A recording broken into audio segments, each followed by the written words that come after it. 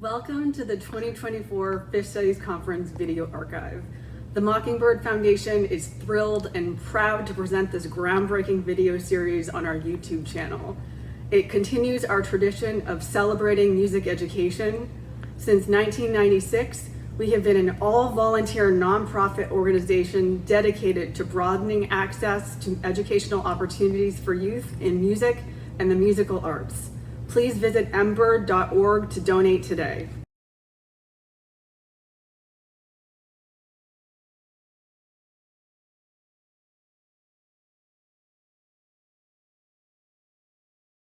Okay, today we're going to have 4 papers. It'll be somewhere between 20 and 30 minutes each, and we're going to go in the order that it says on the program. So we're going to start with Brendan, and then go to Robert and Dmitri, then Jason, and finally Sho. So yeah, welcome everybody to Oregon State. Thank you for coming to the Phish conference. It's actually one of the things that made me most excited to get a job here. If you want to transfer a minute, I think we... Yeah, that's what I was trying to do. Yeah.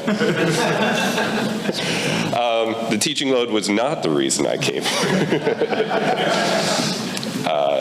Yeah, so let's welcome Brendan Driscoll, crossing freely over the Swiphtie t-shirt and fan identity in 2023. We are all very excited for this. All right. All right, everybody hear me okay? Is this working?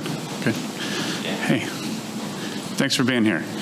My name is Brendan Driscoll. I am what they call an independent scholar. I'm not affiliated with the university. I've spent a lot of time in universities. I like spending time at universities, but I'm based here in Oregon, in Eugene, just down the road. First Phish show I went to would be June 22nd, 1994 in Canandaigua, New York, right where I grew up, in the Finger Lakes in western New York. And the first Taylor Swift show I ever went to, and to date the only one, was last year on August 8th, 2023 at Inglewood, California. So, show of hands, who's been to a Taylor Swift show? Okay. Good. All right. Good. Somebody in the room. Excellent. All right. I'm grateful. That makes this much easier. All right. I want to talk a little bit today about the convergence between the Taylor Swift world and the Phish world. And I counted yesterday. How many times did I hear the word Swiphtie? And I heard it 4 times in the panels and social settings in which I was in. So I think that's interesting. And I suspect maybe next year at the Phish Studies conference or the one after that, that number might increase for those of us who are, have a quantitative approach to social science, which I do not. All right, let's get into it. In the spring of 2023, Phish celebrated their 40th anniversary. Taylor Swift, who was born December 13th, 1989, 4 days after Phish played their 312th show, began the Eras Tour, which became the highest grossing concert tour in history. I don't need to give you stats, but currently they're at $1.04 billion and running. Strange shirts began to appear. This Swiphtie. That's with a PH. Has anybody actually seen this out in the wild? Anybody? Show of hands. Yep. Where did you see it? At the Taylor Swift show. At the Taylor Swift show. You in the back, where did you see it? At the Sphere. At the Sphere. Okay, interesting. And? I haven't, because I'm going to go see Taylor Swift in August. Right on. All right. Excellent. Fun. Okay. The digital nomad entrepreneurs who invented the design, and I'll talk a bit more about them a little later, I spoke to them last month, and they had actually sold about 1,500 Swiphtie t-shirts by 2024.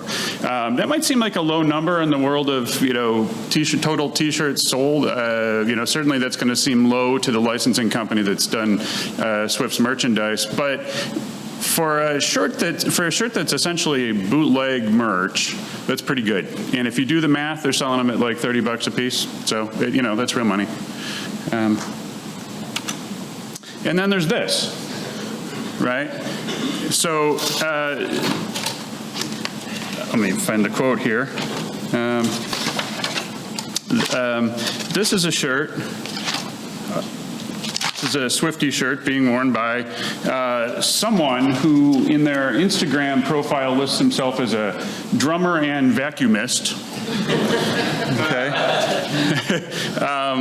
And there was a comment. Sadly, this post has been taken down for reasons I don't know, and haven't, it just happened. So I'm hoping it wasn't, the publicity around this conversation that resulted in this coming down.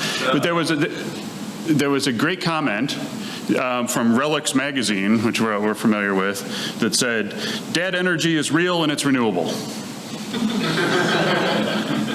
And the story here is that Fishman was escorting his children to a Taylor Swift show. I think it was one of the ones in New Jersey, and he needed proper attire. So, all right. So, what I want to talk about here is I want to start from a premise of material culture studies, and I'll be candid. I have a background in social science and in philosophy and in religion and in law, but I've only dipped my toe, and mostly out of curiosity, in the world of material culture studies. But there's a great definition that comes out of the place where I did my undergraduate degree, the University of Delaware. Go Blue Hens. So I now live in Eugene, which is the only other school that I can think of off the top of my head that also has a poultry mascot.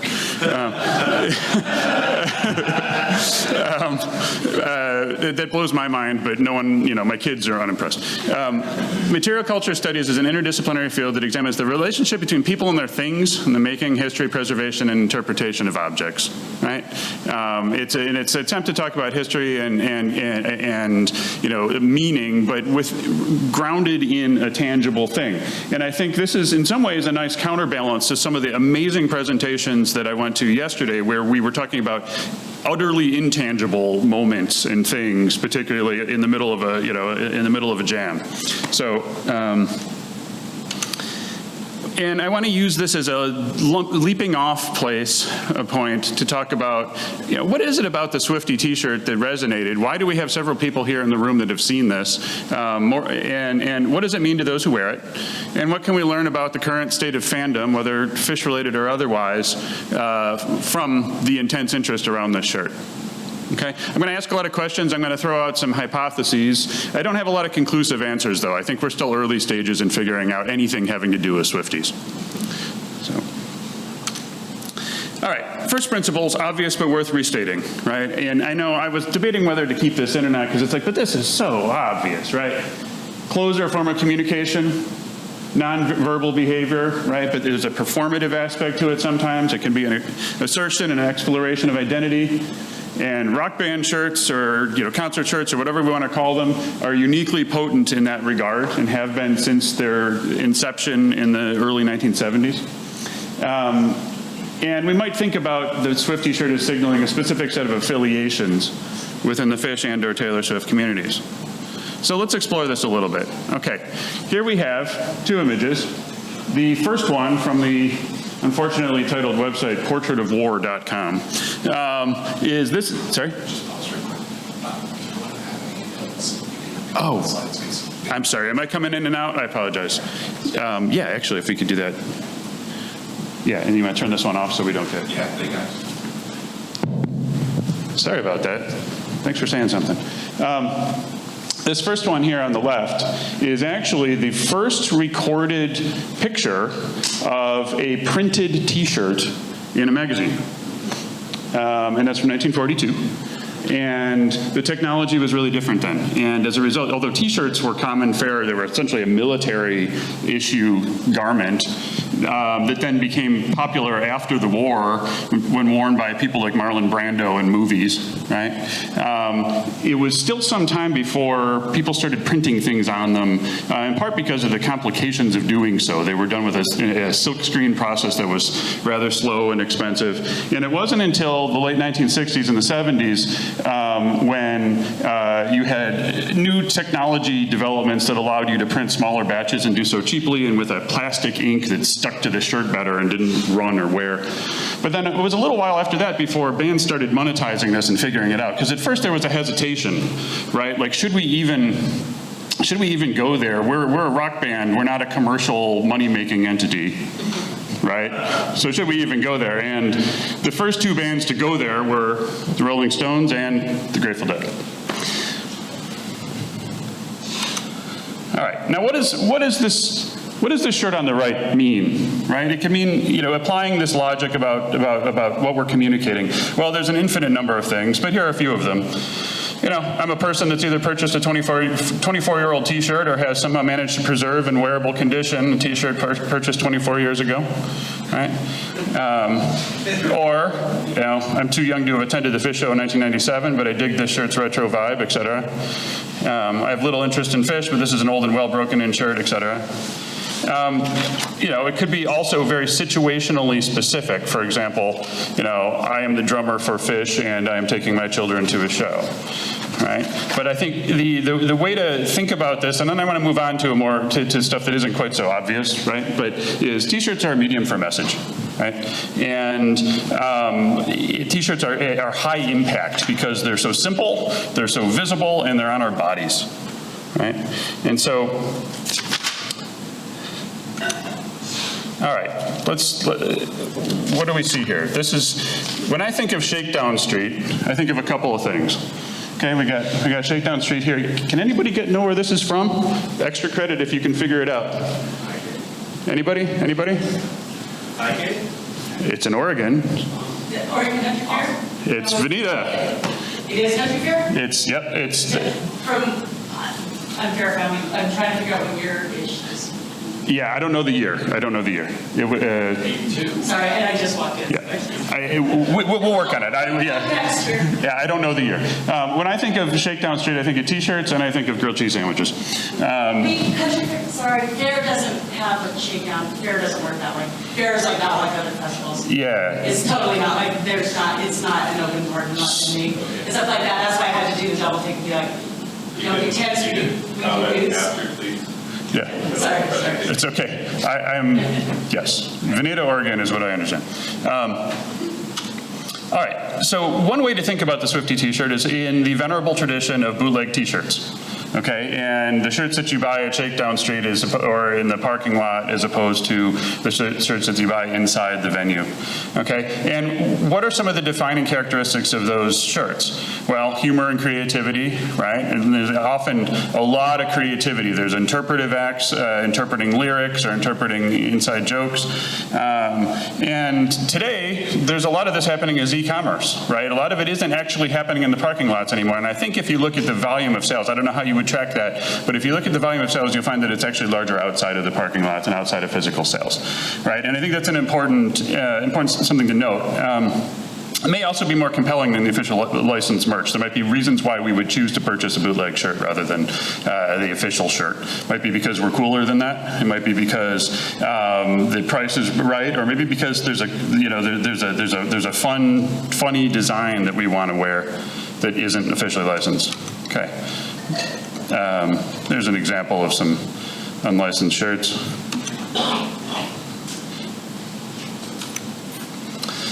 So, first point I'd like to suggest is that we think of the Swiphtie t-shirt as bootleg merchandise, right? It participates in a highly specific, rich pocket of subcultural creativity that stems back to the Dead and Shakedown Street. And I was just in attending one of the panels around taping. And there was, where they mentioned the commercial decision that the Grateful Dead made to not be cops and not crack down on tapers. Similar decision here. They had to make judgment calls about who to crack down on and who not to. And in general, they erred on the side of permissiveness. In this case, what's interesting, the Swiphtie t-shirt was actually created by an entrepreneur couple who don't actually go to a lot of shows because they live in Portugal. And they had corporate jobs that they then quit during the pandemic. And they bought an RV and drove around the US for a while, and then into Mexico, and then eventually they went overseas to Portugal. And interestingly, so their interest in Taylor Swift on one hand and Phish on the other hand is what brought about the hybrid Swiphtie. Okay, they found that they were working separately digitally in different rooms, playing their respective music. There's Taylor Swift coming from one room, right, and then there's Phish coming from the other room, and somewhere in the middle there's this hybrid space happening between the two of them, right? And somehow they got the idea that this should be expressed visually, which led to the graphic, right? That's the history of how this design was created, right? But what's the economic analysis of this as to why this took place? Well, they needed t-shirt designs. Why do they need t-shirt designs? They need something fresh and commercially marketable. Why? Because they need money, because they need to support their lifestyle, and they need something that can be shipped without them touching the product. And so they developed the design, right? And it gets processed through a company that can print these on t-shirts and drop ship them to customers anywhere in the world, right? And so I want to suggest that the variation we're seeing around Shakedown shirts not being sold at Shakedown Street actually has a lot to do with the evolution of the world economy and, in fact, the pandemic. That the idea that these folks could be out in Portugal doing this, not going to any shows, or very few, right? And still be making a lot of money doing it, right? There's something sort of interesting happening there about the explosion and the expansion of that world. Okay. The next thing I want to talk about is mashups. All right. So mashups are, first and foremost, a musical concept that also has blossomed with the internet. And there's been a lot of great scholarly research done on mashups, and there's a lot of articles that have around copyright and how mashups, should be illegal under Canadian copyright law and that kind of stuff, and as well as around the aesthetics and philosophy of them. And each of those articles has its own working definition of a mashup. So I'm not going to really attempt anything other than a mashup is, two songs that share the same track, essentially, or multiple sounds crammed together, and however we want to describe it. But you know it when you see it. Yep. And obviously, is anyone familiar with this album, the Gray album that combined? Yeah, anybody? Yeah. Pretty interesting. Combined a Jay-Z album and then also the Beatles' White Album, and was pretty controversial because it made some money doing this. It was very public, and you were derivative of other people's intellectual property, and that's controversial, right? I want to suggest the idea that, okay, so here we go. Working definition: sound recording made from combining other pre-existing sound recordings into a single track. Hybridness is a definitive quality of a mashup, okay? But other features might be that there's some mixture of congruities and incongruities, right? Yesterday I was in that great panel discussion around a presentation around what's happening when Mike is playing his bass parts, and he's playing both together with the band and then also sort of making counterpoints to what they're doing. Same kind of thing here. You have a congruity and you also have incongruity, and that's what makes it interesting. There's often irony and satire, and then of course the internet played a big role in this, in distribution, and in how fans react to this, and how word spreads of these kinds of mashups. And YouTube is now a big place for mashups as well. They can be audio or visual. Here's some of my favorite Phish-related mashup T-shirts. And if you can see that, so that's the Mike song and the Back to the Future mashup. Right? Trapped in time and I don't know what to do. Okay. Fluffhead beer.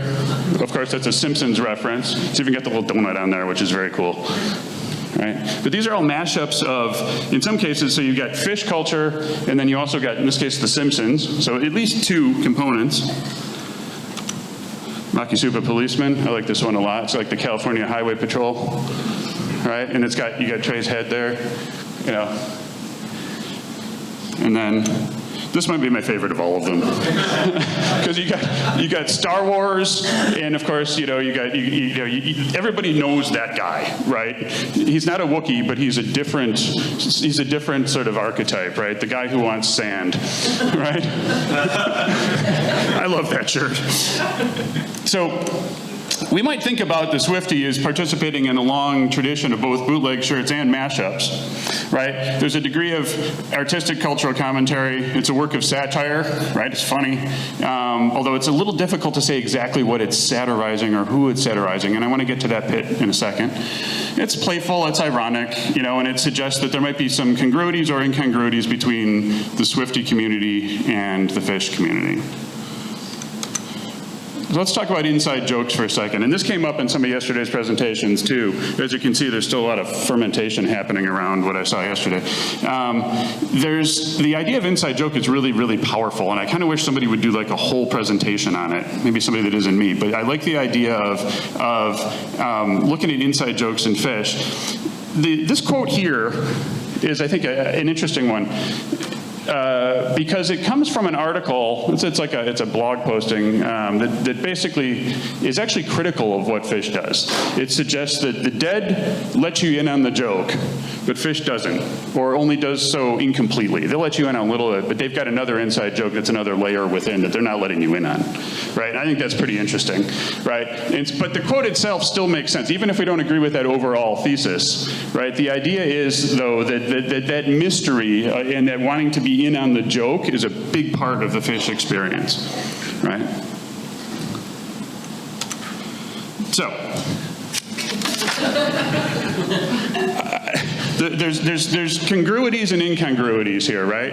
They're all in a pretty passionate vocal posture, right? Where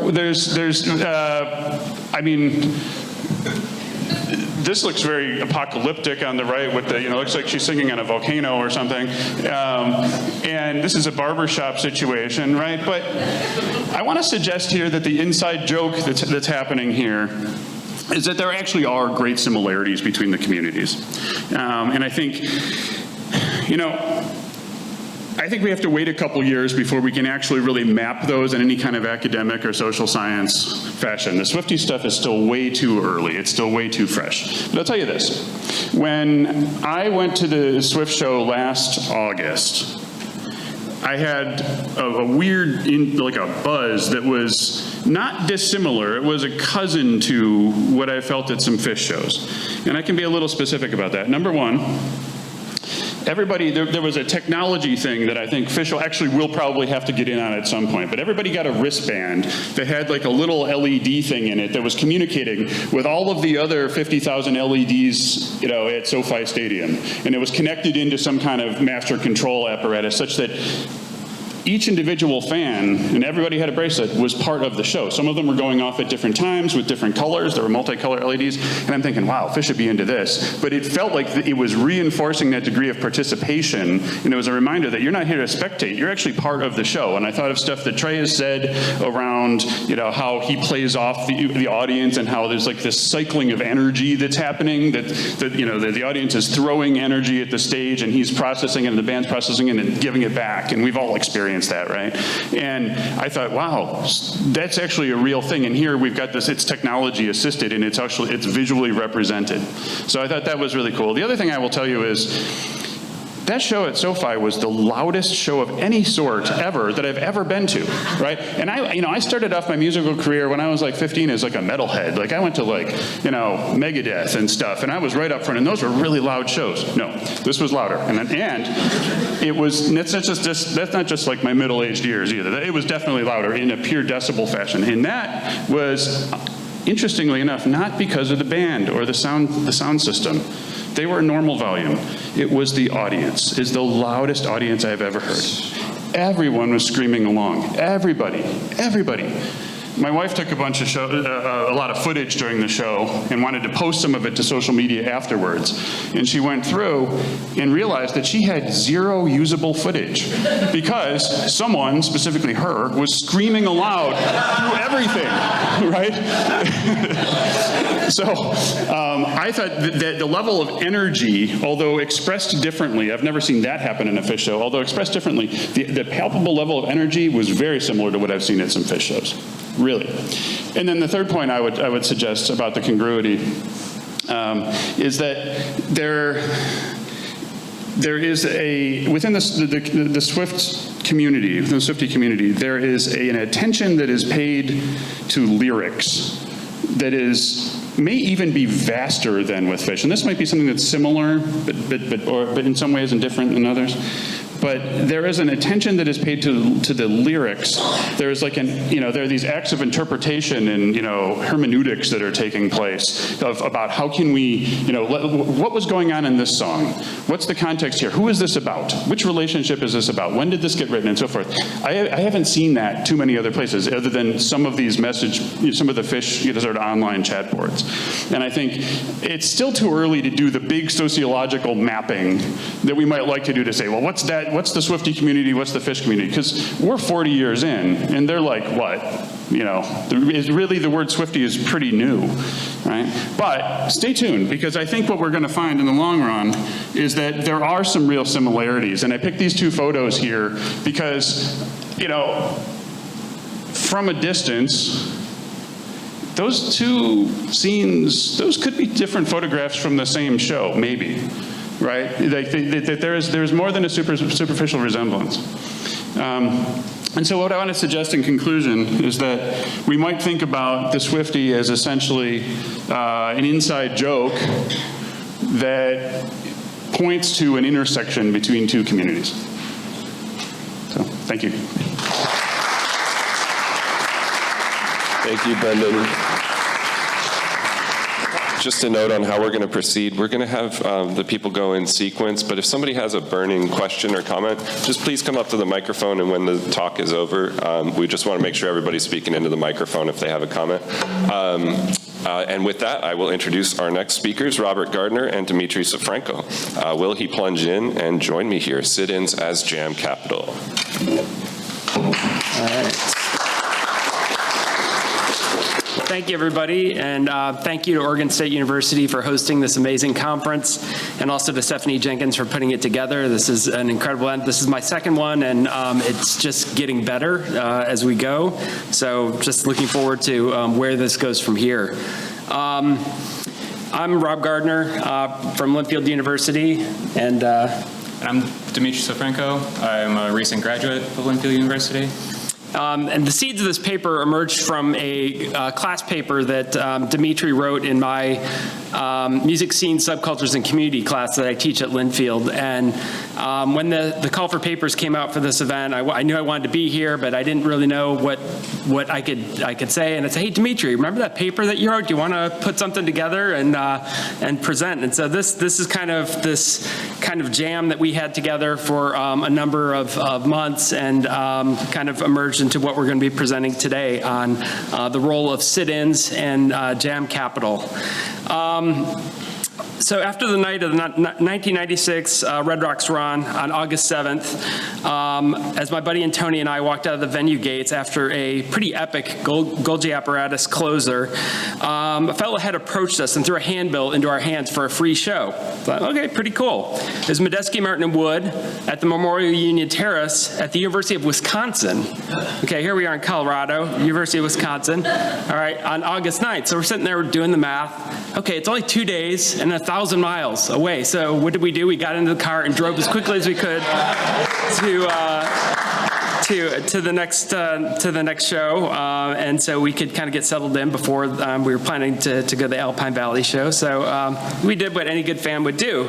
And as you may recall, Trey had sat in with Medeski, Martin, Wood the previous fall in Austin, Texas, in October of '95.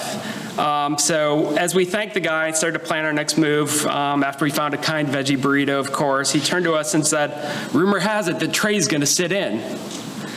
And Tony and I looked at each other as if on cue. We responded, oh, shit.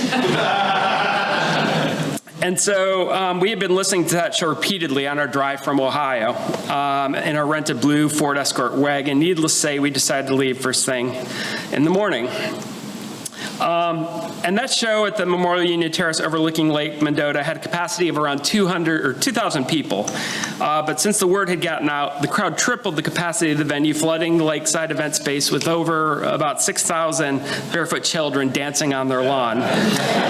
Had this been any other night, the event would have likely turned into a pretty respectable crowd because they were building a name for themselves. But given the cosmic convergence of these two bands playing less than 2 hours apart in the same state and a recent sit-in, everyone wanted to be there just in case. Alas, Trey never ended up showing up, but the impact was felt. There were 6,000 fans that were hooked on an otherwise, at the time, relatively obscure and experimental jazz outfit. So this presentation highlights the symbolic power of sit-ins, particularly what role sit-ins play in the career trajectories and legacies of jam artists. Also, what symbolic role is served when members of Phish sit in with other bands, right? There's a certain power that happens when Trey or Mike or Fishman or Paige sit in with another band, right? It sort of elevates their social capital in important ways. How do sit-ins function as forms of social capital, or as we call it, jam capital, for both members of Phish and for their collaborators? Obviously, members of Phish wouldn't sit in with other bands if it didn't do something for them, if it didn't serve some kind of role or function for them. But clearly, it serves a pretty important and potent role for the bands that they collaborate with. So what are sit-ins? Sit-ins are rare and often unannounced live concert collaborations in which a member of one well-established band, like Phish, takes a stage with another band. And ultimately, they end up playing a powerful symbolic role in establishing relationships between these jam bands that might not otherwise kind of organically occur. So it endows emerging artists with distinct forms of social and cultural capital, drawing from Pierre Bourdieu's work, provides important informal endorsement of particular artists, symbolizing their entry into jam band legitimacy. They may reach, jam band legitimacy on their own, but having Trey sit in with you does something special, right? It does something, gives the sort of stamp of approval or stamp of endorsement that really can give a boost to aspiring jam bands. And also, over time, we sort of look at how frequently this occurs, how frequently these sit-in opportunities take place, and we realize that these are rare occurrences. They don't really occur as often as you might think that they would, which kind of amplifies their symbolic impact. One of the other things, too, is that Phish, as we know, is a marquee artist, right? They don't often share the bill with other bands, right? And so this would be a natural way that bands end up collaborating and sitting in with each other, is that you have one band opening for another, and out of courtesy, the guitarist from one band sits in with the other band, or maybe the opening band, is one of the members is sort of called up to sit in with the other band. But that doesn't happen at Phish shows because there's not an opening band, right? They're the main act. They're what's going on. So there really aren't as many opportunities as you would see with other types of bands. Phish also seldom plays multi-band festivals, like a lot of other touring jam bands. So that's another source where you would tend to see these sit-in opportunities take place. And so because of the selectivity, they're often chosen, planned, and in some ways choreographed, right? They're planned out well ahead of time. And even though they may seem spontaneous, I'm sure that there's probably a lot of planning that goes into it. So I'm going to turn this over to Dmitri, who's going to talk a little bit about the trends of these sit-ins. All right, thank you. And kind of with this, I'm going to dive a little bit into our methodology that we used in kind of going further with this research, because that was kind of the big portion that I spearheaded of this presentation. And as a 3.0 fan, this was pretty cool to kind of go back and kind of see what was going on for a lot of you guys in the 90s and see all the cool sit-ins and whatnots that Trey was doing.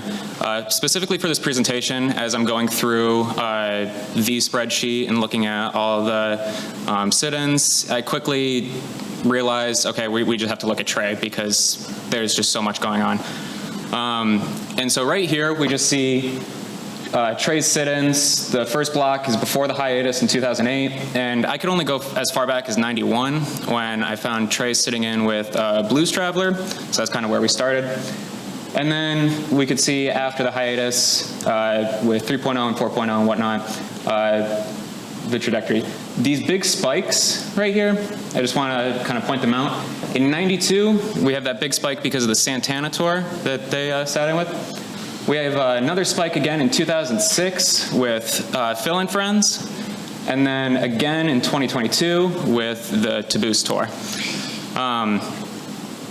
Already we can see that the average annually for Trey sitting in a year is already pretty low. I mean, before the hiatus, it's at 6.5, give or take, each year. And then after the hiatus, it drops down to 2.3. And that's even with these tours included. I have another slide that shows, this is kind of what it looks like just excluding those before mentioned tours. We still see that drop where after the hiatus, it seems like Trey's sit-ins seem a little bit more curated, a little bit more choreographed. And in a little bit, we'll introduce some typology that we use to kind of classify different sit-ins and how we've kind of weighed them. But early on, before the hiatus, once again, he's sitting in with a lot of people. That average is much higher. It's almost double. And then just to kind of showcase what it looks like with their annual average of shows, I mean, we can still see some spikes.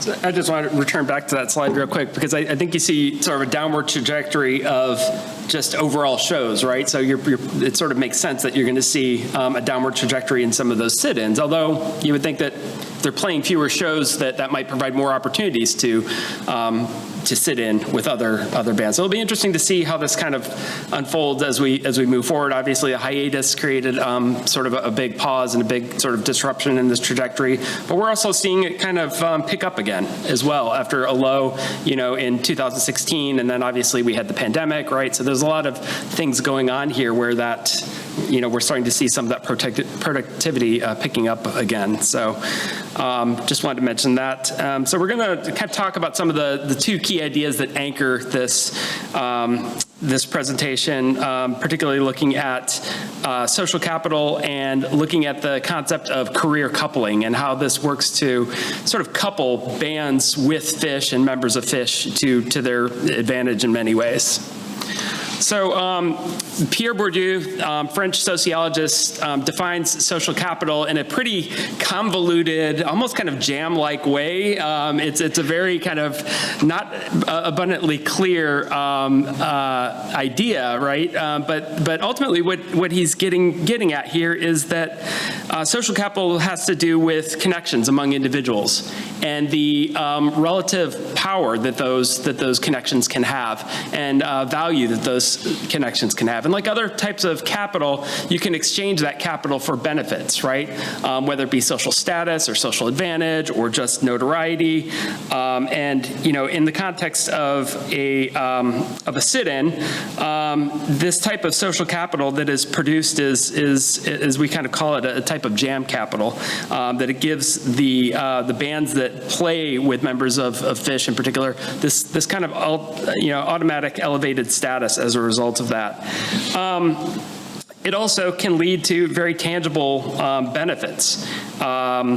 It can increase, their status, their recognition, perhaps their record sales or downloads on platforms like Spotify, concert attendance, or, even being singled out as being this iconic recording that ends up being traded or frequently downloaded or shared.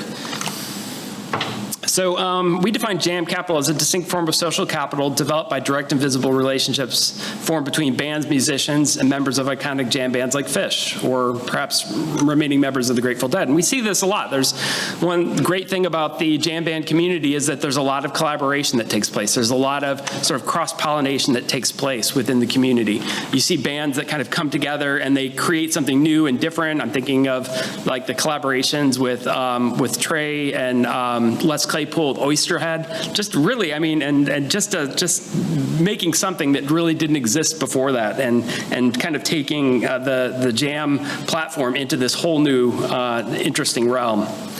So we develop a number of typologies of jam capital and kind of tease out these distinct roles that these different types of capital end up playing for both Phish and for the bands that they collaborate with. Yeah, well, I'll just run you guys through how we've kind of gone through and categorizing these different typologies. The first and foremost, we refer to it as bolstering. And this we see with that Santana tour. We even see it in 2006 with Phil and Friends. What we mean by this is Trey is being bolstered, or someone who already has notable status within the music community, as Santana as a legendary guitarist, or Phil as a legendary member simply within our community, kind of signing off as Trey as this legitimate guitarist, musician, someone within this community. And we see this at other times with the Allman Brothers Band, with other incantations of the dead, as well as that random sit-in with Tom Petty in 2006. The next form, this is kind of what we're starting to see a lot now, but we see it with Rob's Medeski Martin Wood example, as well as a bunch of other ones. This is Trey using his jam capital to boost other kind of lesser known artists. Once again, we saw this with Medeski Martin Wood. We've seen this recently with Goose. We're seeing it with Billy Strings, and even with the group Kerrang Band at Lock-In Festival. And then we also have, this is kind of a really interesting multifaceted subcategory that we created called bonding, with the subcategory birds of a feather. There's a lot of these sit-ins where there's friends of the family or just college friends or whatnot, the due to life, what have you, where they're not really elevating their musical status. There wasn't, we can look at this 30 years later, they didn't go big places with their musical career, but nevertheless there was a noteworthy sit-in. And then kind of within that, we see the birds of a feather category, where we see these groups within the jam community where they kind of toured side by side. When they co-headlined with Widespread Panic, they would go down to their neck of the woods, let Widespread Panic headline while Phish opened, and vice versa when they came up to their neck of the woods. And it allowed for that cross-pollination of these jam bands within the early to mid-90s. And then lastly, we see bridging. And Trey is really good at just bridging different musical genres. It's very clear he likes to go to different areas.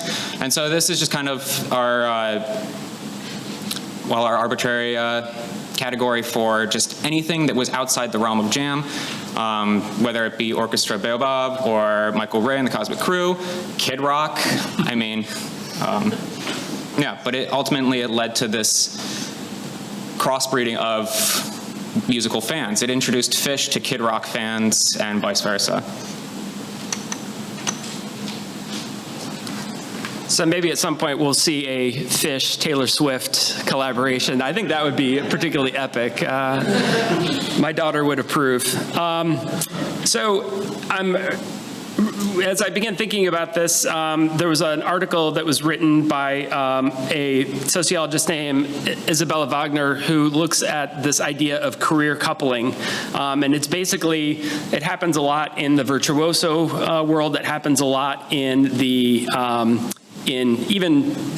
academics, right? That you have a mentor or you have somebody that you publish with, and then all of a sudden your career is established and it's elevated by publishing with this high profile person, right? Or having a particular musician that you collaborate with, right? It can anchor you to that person and anchor you to their status and kind of elevate you along the way.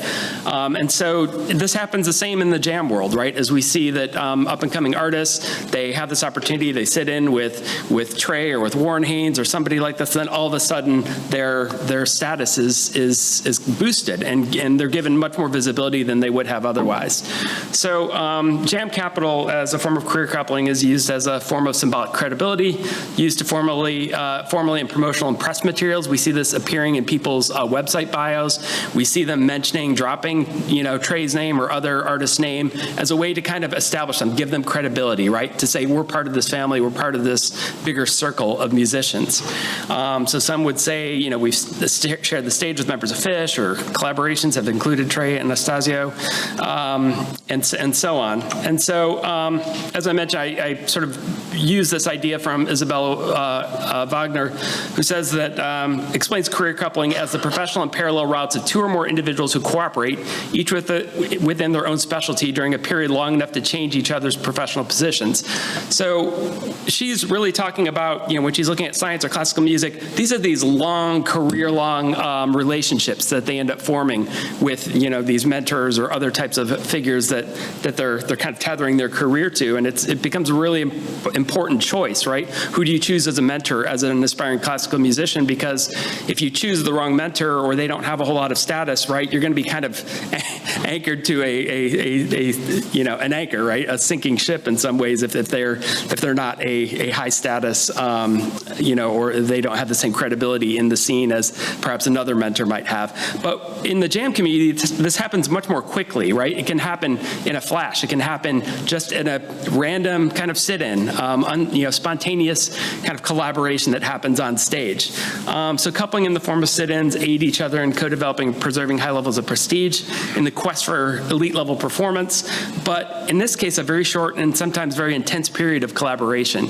right? It could be sitting in on an album, it could be sitting in at a jam, it could just be sharing the stage, right? And that could automatically lead to this type of career coupling.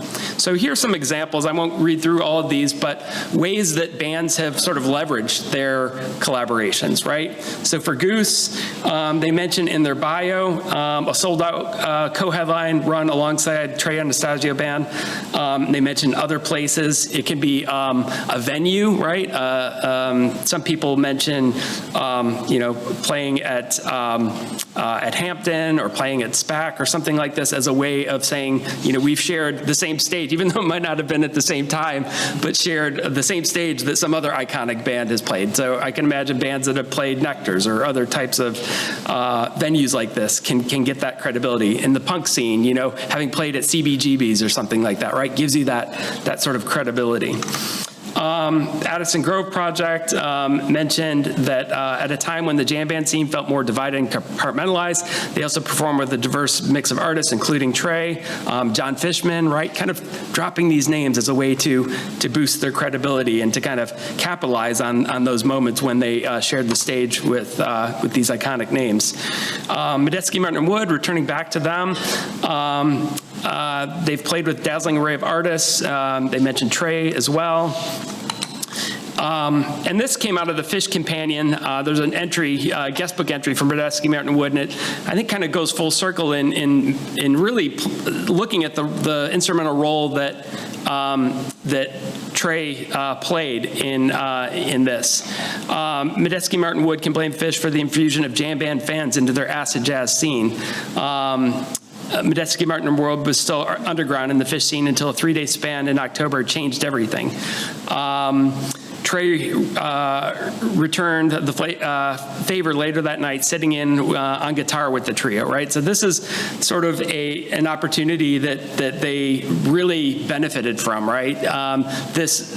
Once this tape started to get traded around the scene, all of a sudden Medeski was starting to be a household name in the jam community, where if you listen to their music, it's not the most accessible music, right? It's not the most, something that you would instantly tune into and see a huge following of fans.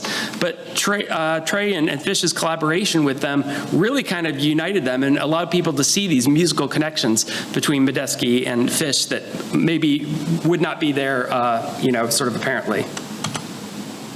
You want to take on this one a little bit?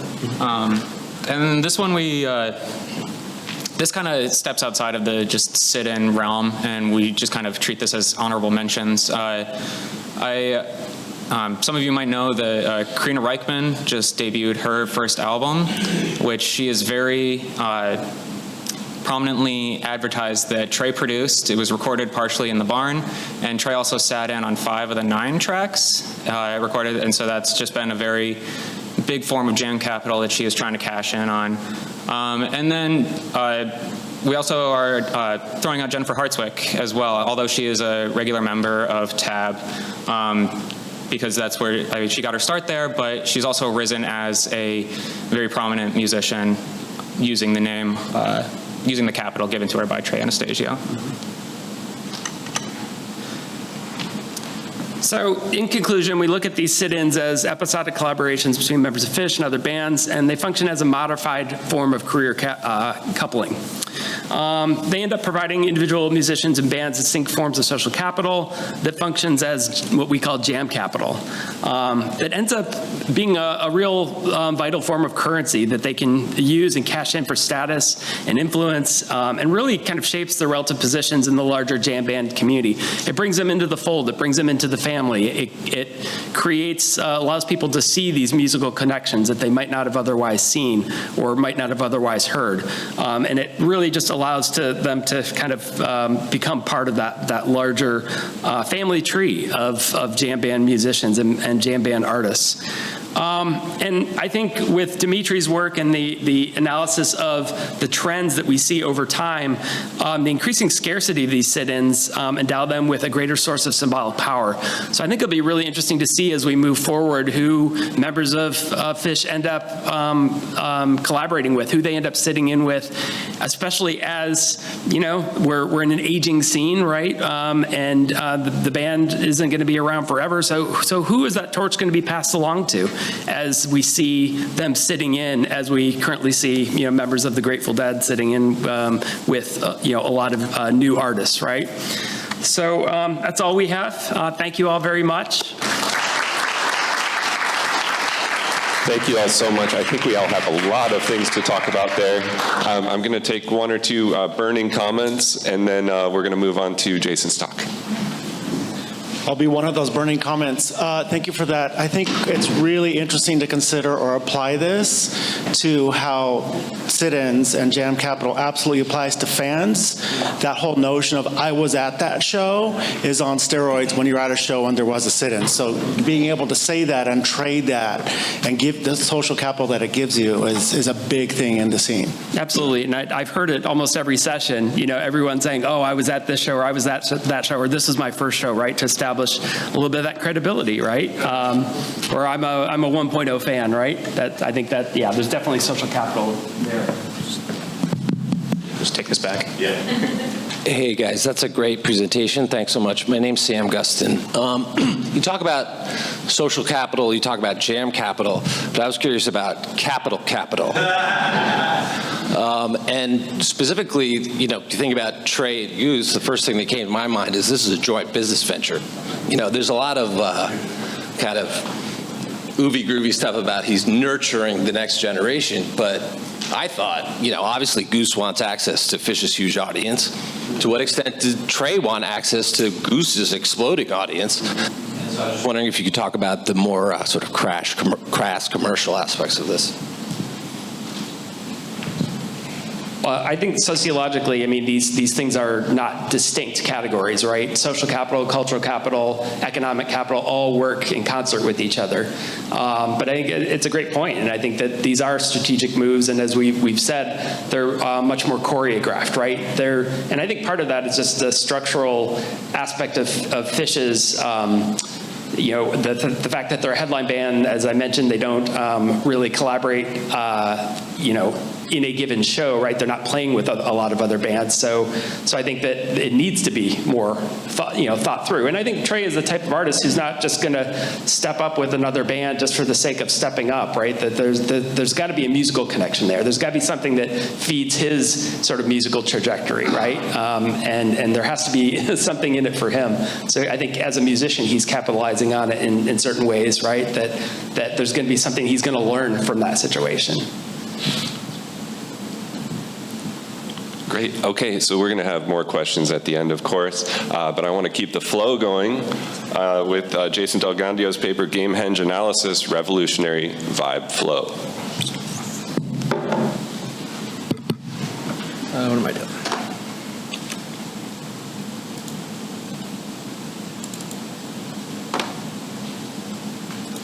This moves? Oh, be careful. All right.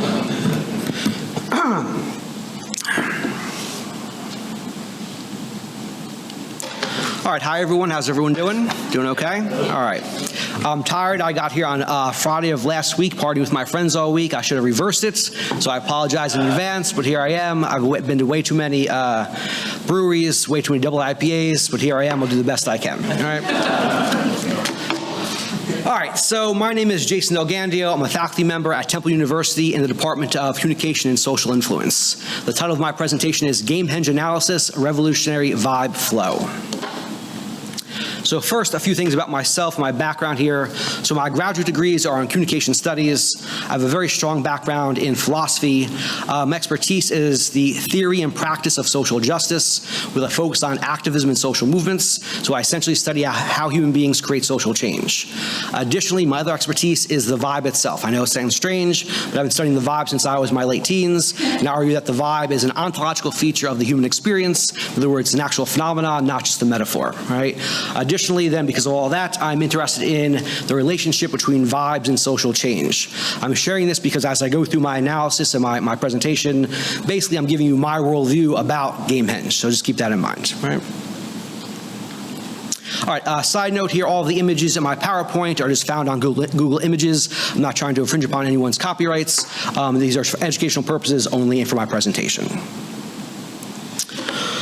Okay, so I am less concerned about uncovering the hidden meaning of Gamehendge and more concerned about how the Gamehendge saga might have implications for social life. In other words, how might we interpret particular themes that are found in Gamehendge as guideposts for creating a radically different society and a radically different way of life? So, for example, I personally do not see why the famous it experience of the Phish phenomenon must be relegated to temporary and isolated concerts. Instead, why can't we create a society in which that it experience sits at the very center of our collective lives? Now, in trying to summarize Gamehendge, for those who don't know Gamehendge, it's pretty much impossible. It would take me all day to do that. But I safely assume that most of you sitting here have some familiarity with Gamehendge. Having said that, here's a brief summary of Gamehendge. So the Gamehendge story begins with Trey's 1988 undergraduate thesis entitled The Man Who Stepped Into Yesterday. The thesis is a musical composed of 9 songs interwoven with narration. For the purposes of my analysis, I include both the musical itself as well as Trey's process paper, which explains how he, as a young undergraduate student, created the musical itself. Now, with the musical, it's basically a fantastical story involving dancing lizard people, magical mockingbirds, evil dictators, and multi-headed monsters. In brief, it's a fairy tale about the complexities of the human condition. Some themes include hope, dreams, disappointment, existential reflection, deception, and betrayal. And of course, the main theme is the ongoing struggle between forces of good and evil. Now, this battle between good and evil is clearly demarcated between 2 sides. The good side is based on the ecstatic and joyful experience of surrendering to the flow. The ability to experience this joy and ecstasy is based on knowledge that is found in the Helping Friendly Book, which is a book that contains all the knowledge in the universe. Aligning yourself with this universal knowledge and this universal order will bring joy, happiness, wholeness, and a certain kind of oneness with yourself, others, and all that is. Meanwhile, the evil side is based on those who seek to hoard and repress this knowledge. The reasons for hoarding and repressing this knowledge are not clear in Trey's thesis. It could be for reasons of personal greed, for reasons of power and control, or for reasons of personal fear and personal insecurity. So in brief, the young Trey seems to glimpse the possibility of a different mode of collective existence that is based on spontaneous joy, play, and creativity. However, while the young Trey brings us to the mountaintop, he eventually concludes that ultimately none of this is really possible, that in the end it is evil that wins. This somber note is evidenced by the song Possum. It's the last song of the thesis and ends with a possum being killed by a car. It includes the lyric, "Your end is the road." And in general, the death of a possum is unexceptional and non-heroic. Ending his thesis on this note implies a certain kind of defeatism, an attitude of, what's the point in trying? We're all going to end up dead in the road like a possum. Trey actually explains this in his process paper, and I quote here from his thesis in length, so bear with me. So as Trey says in his thesis, "Your end is the road" is supposed to mean that something that seems important at the moment is all part of a greater flow of things. And to be happy, one must realize the inevitability of things. Tila realized that Wilson would just be replaced by another tyrant, so she began to respect him. Icula says the trick is to surrender to the flow, and that's the key to the whole musical. I think I had a very cynical view when I wrote this, because I really view Wilson, Tila, and Aaron Wolf as the ones who surrendered to the flow. By surrender to the flow, I meant that no matter what action we take, the world remains filled with evil, and is the wise person who takes advantage of the situation. Then, end quote. Then years later, in a 2009 biography about Phish, Trey explains the somber tone of Gamehendge like this. You can never go back in the end. The guy who led the revolution just becomes the next Wilson. That's the general story. Now, the way that I see it, the young Trey wants a revolution of flow, but is afraid to act on that desire. Maybe he doesn't think that a revolution is possible, or maybe he thinks that he's not capable of fighting for that revolution. However, the live Phish experience suggests otherwise. It suggests that a revolution of flow is possible. I say that because we experience that revolutionary flow every time we go to a show, and that's why we go. If we take away the grand it experience, then there is no Phish phenomenon as we know it. Furthermore, the final somber song in the thesis, Possum, is usually, if not always, performed as a kick-ass rockin' show where everyone's dancing and celebrating. Lastly, Phish's live performance of Gamehendge has changed over the years. In 1988, it ended with Possum. Then from 1990 onward, they ended with different songs, all of which were more positive. Then, of course, this past New Year's show, they went back to Possum, but the overall performance from start to end was very positive in content. Nonetheless, the early Trey thesis does end with a defeatist attitude. That attitude could be a depressing defeatism that says, well, the world sucks, so what's the point? Or it could be a joyful defeatism that says, yeah, the world sucks, but let's have some fun in the meantime. And my guess is that the young Trey was a joyful defeatist. I also want to highlight that the whole Gamehendge saga was inspired by a nonsensical poem that was written by his friends. The poem was just for fun and had no actual meaning. And I find this to be a leading clue to the young Trey's mindset. So for instance, he might have been thinking something like, the world doesn't make any sense. Why do bad things keep happening? Why don't the good people finally win? Now, I'm very sympathetic to this response, especially coming from a young college student whose parents divorced just a few years earlier. One possible coping mechanism is to adopt an attitude of joyful defeatism. The world's a mess, the same problems keep happening, I have no control over it, so F it, let's just have some fun. But of course, when Trey and Phish play, he is in control, he is joyful, and he is a revolutionary of flow. Now, having said all of this, I want to counter-argue against the young Trey's defeatism and argue instead that a revolution of flow is possible. All right, so I begin with three sets of lyrics that act as leading clues to our revolution of flow. First up, from Lizards, it says, the helping friendly book, it seemed, possessed the ancient secrets of eternal joy and never-ending splendor. The trick was to surrender to the flow. Then, from Colonel Forbin's Ascent, it states, and a tree of knowledge in your soul will grow, and the helping friendly book will plant the seed. But I warn you that all knowledge, seeming innocent and pure, becomes a deadly weapon in the hands of avarice. And then from Possum, there ain't no truth in action unless you believe it anyway. All right, some of my takeaways from these lyrics include the following. We can attain a different way of being in the world by learning how to surrender to the flow. This knowledge of flow can be used for both good and evil. However, this knowledge won't work for either good or evil if you don't actually believe it. In other words, you have to fully commit to it. So for example, if you are a musician who wants to jam, you have to give yourself over to the process.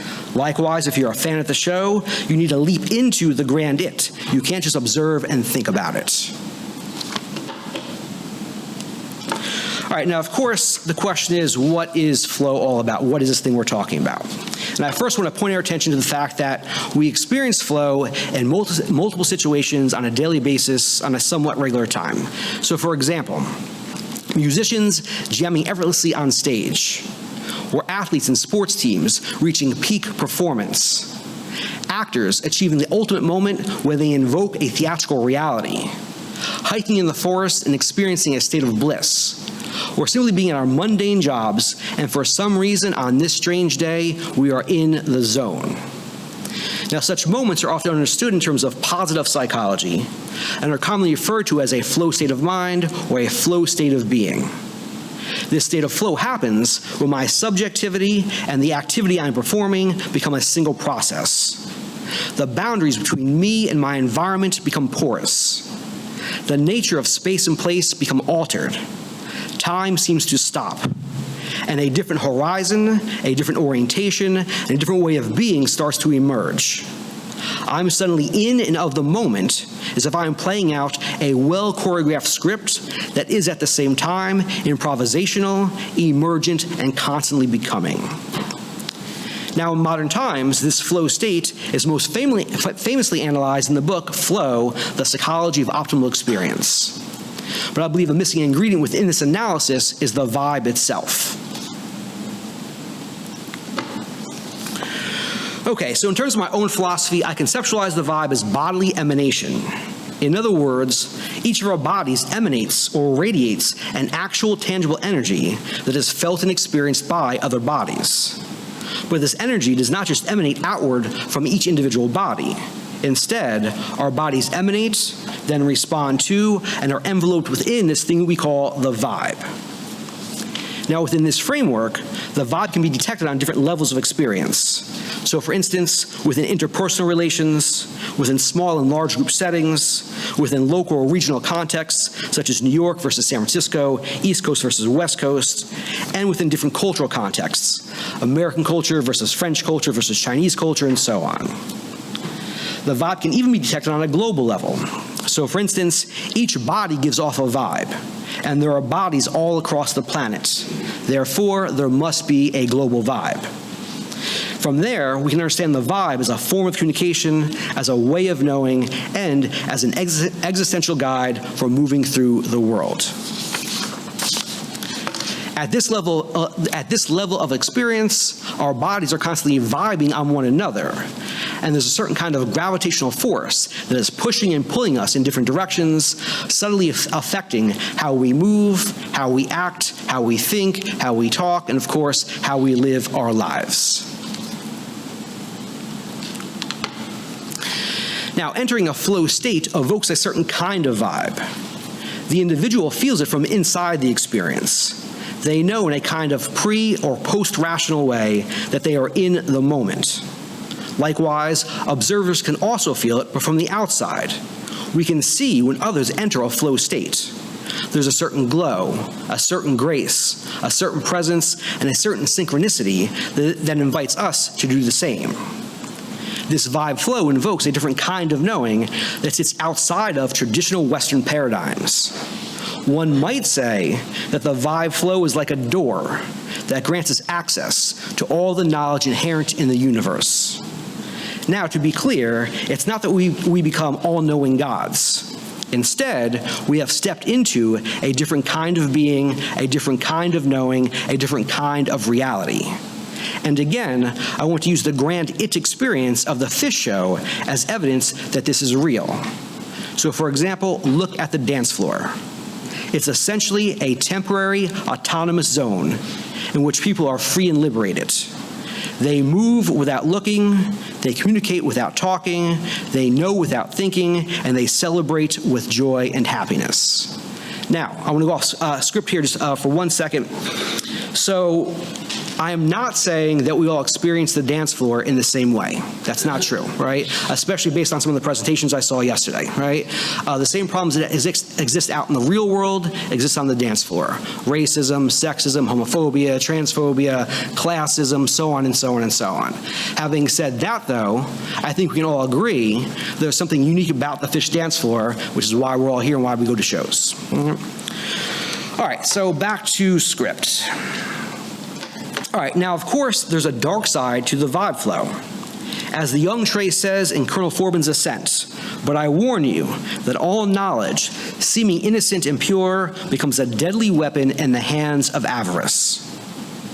As examples of this, we can think of professional con artists, skilled liars, malignant narcissists, and successful cult leaders who invoke their own vibe flows as a way to control, abuse, gaslight, and to oppress other human beings. It is then up to the rest of us to consciously develop our own vibe flow capabilities so that we can distinguish between and fight against the dark side. Essentially, we have a battle between good and evil that is based on different uses and applications of the vibe flow. However, these two sides within this battle are not symmetrical.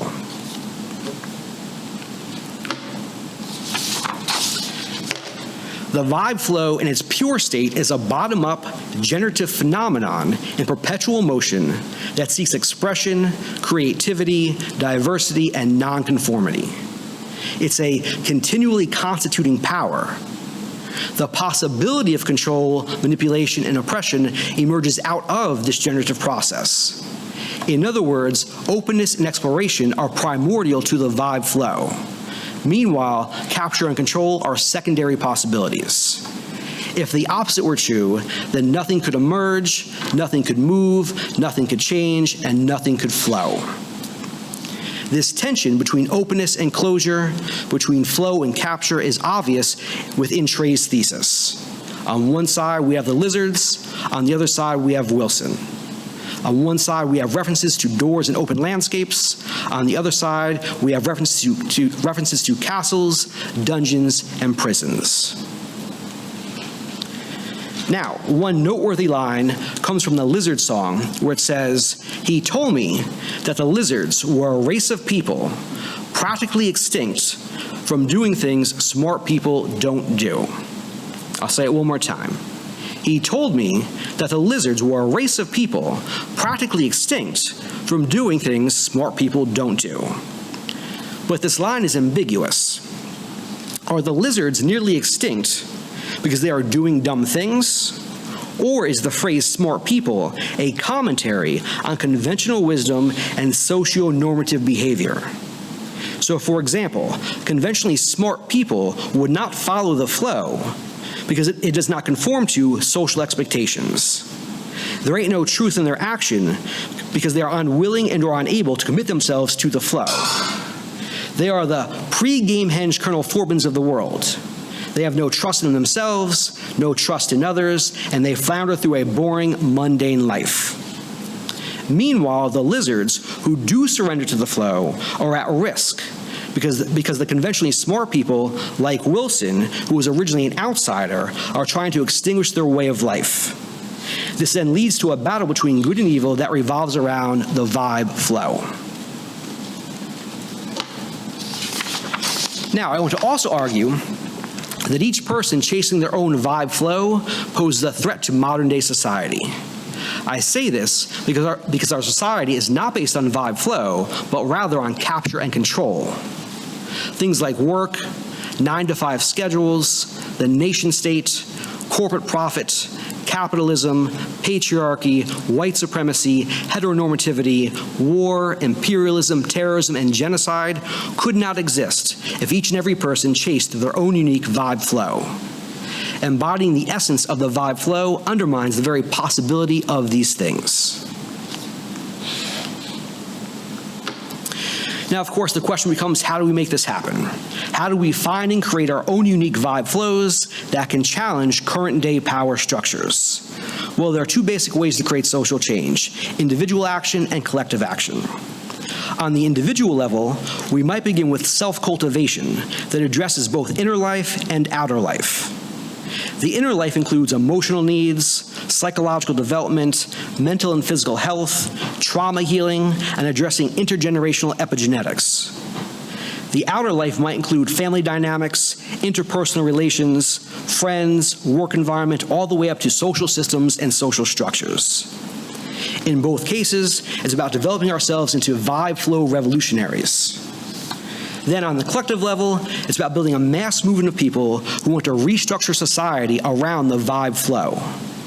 One possible way to do this is to work at the cultural level, to create a counterculture that can challenge the mainstream dominant culture.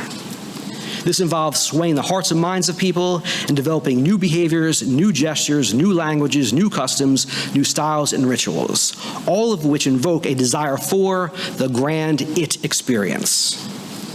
Additionally, given the fact there are 8 billion people on the planet, this is an ongoing historical project. It will not be accomplished in a single lifetime or even 1,000 lifetimes. It's a future-oriented project that acknowledges and embraces the timeless struggle between good and evil. Now, if anything I'm saying here is true, then we can see why some people would hoard and oppress such knowledge. People in power want to stay in power. But that does not mean the rest of us have to obey. As the young Trey sings in regards to Wilson, the evil dictator, Wilson, King of Prussia, I lay this hate on you. Wilson, Duke of Lizards, I beg it all true for you. You got me back thinking that you're the worst one. I must inquire, Wilson, can you still have fun? Here, I want to expand this critique and argue that having fun is not just willy-nilly superficial enjoyment, but instead is about chasing, finding, and creating your own unique vibe flow. It's about creating a vibe flow that opposes chalk dust torture, that resists being a slave to the traffic light, that allows us to vibrate with love and light, that enables us to share in a Weekapaw groove, that allows us to waste our time together, that tells us everything's right, so just hold tight, that affirms that we're coexisting on this soul planet, and that helps us feel that feeling that we forgot. Free. Thanks.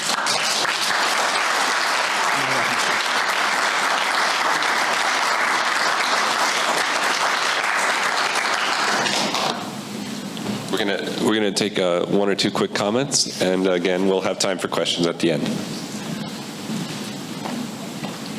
Hi, thanks for that, Jason. Education on Gamehendge for me. So my question is kind of simple. So vibe, the term vibe is a truncation of vibration, right? So I'm just kind of wondering, what's your ontology, or maybe it's a metaphysic, and you also invoke epigenetics. So so when you talk about a global vibe, I'm actually wondering, like, yeah, what is the metaphysical mechanism here? What's going on? I would need another 20 minutes to explain that. So I refer to it as bodily emanation because bodies are concrete, something we can see and witness, right? Everyone's got a body, and I've never met a body that didn't have a vibe to it. And so, scholarly speaking, I work out of phenomenology, right, which I can't explain here, that would take too long, right? But it's the idea, though, that... it's an ontology or phenomenology. Yeah, right.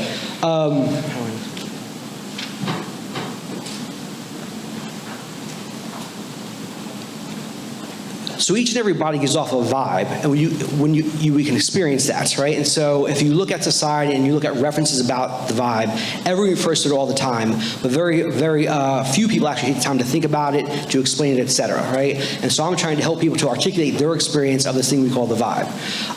Now, if it's metaphysical, I'm not sure if it's metaphysical or not, right? In other words, when we talk about the vibe, is it physical or metaphysical? Is it material or immaterial? Well, you're talking as though it is material.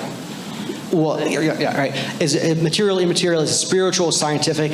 And once you posit a paradigm to view the vibe in that way, then it's all you see. What I'm trying to do is not posit a paradigm, but open up to all paradigms. So I think the vibe is multidimensional and multimodal, I guess you could say. Okay, thank you. I feel like I didn't do justice, but it would take too long, right?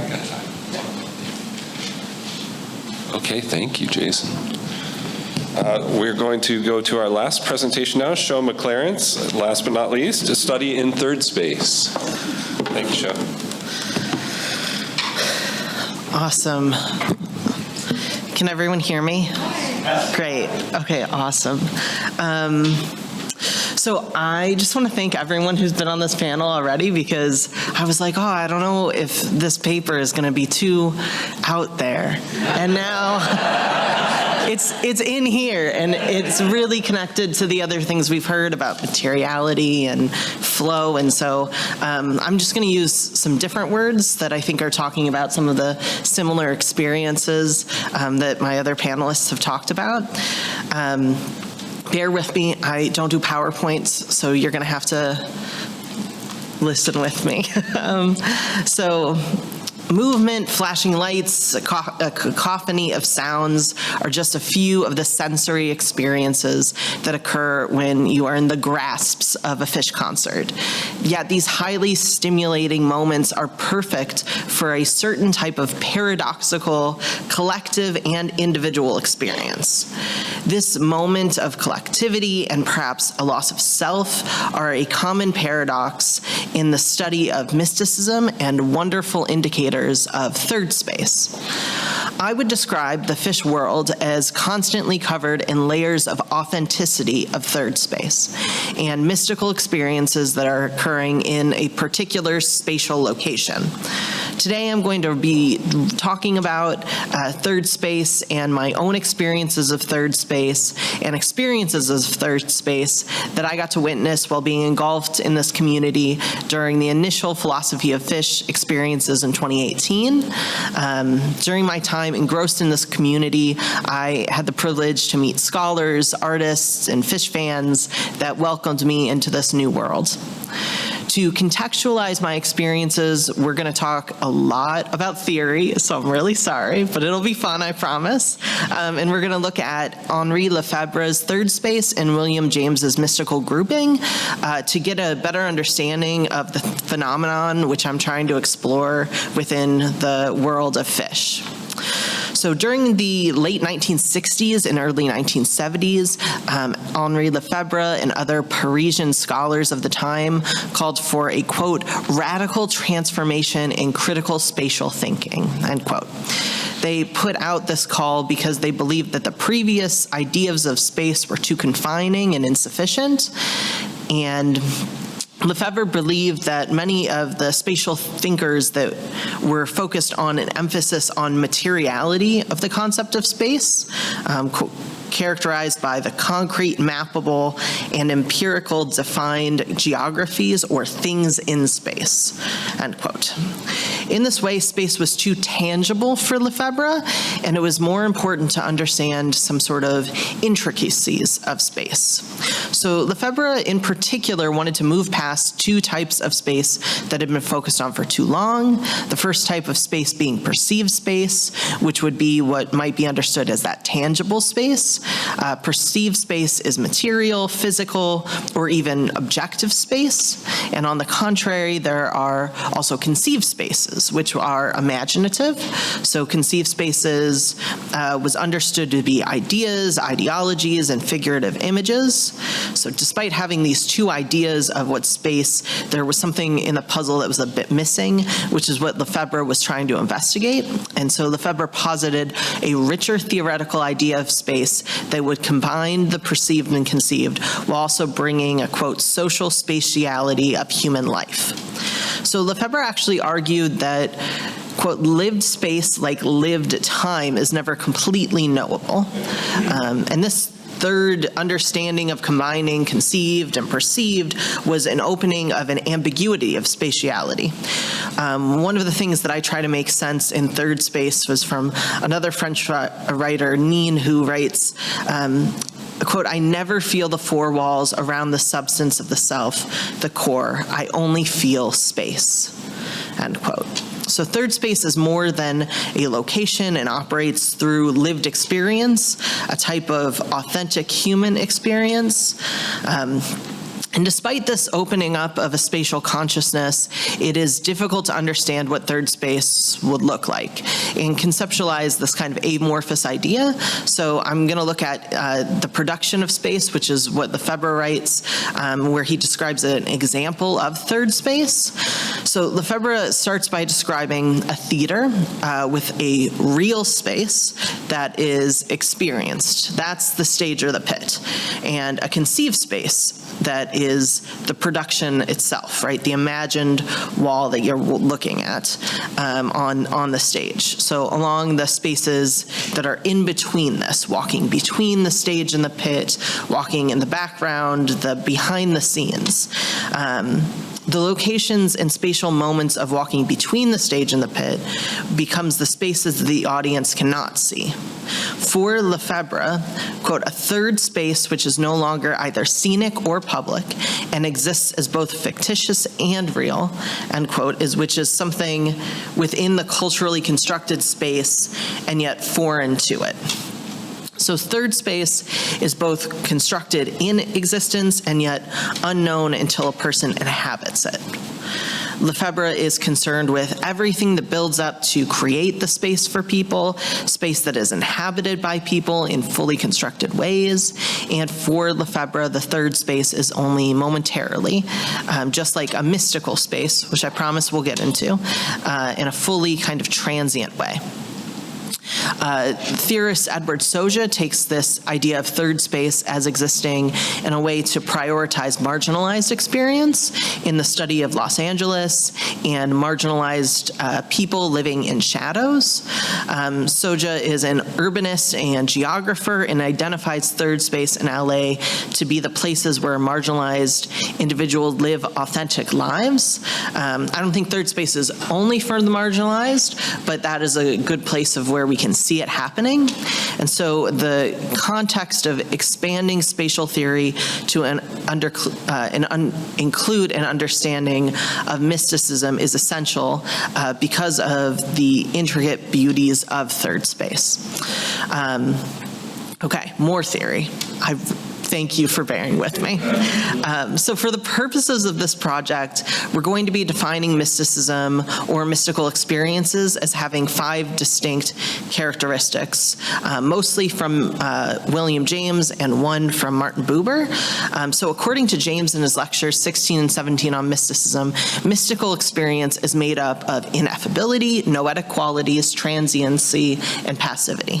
This is then complicated by Buber's understanding of mysticism as dialectic. So to go through each of these characteristics, I promise I'll be quick. We'll start with ineffability. So mystical experiences are ineffable because they are difficult to express in words. There's a particularity here that is difficult to communicate to people outside your internal experience. Then there's the noetic quality. According to James, the noetic quality is particularly important in that there's an element of new knowledge being learned in this moment.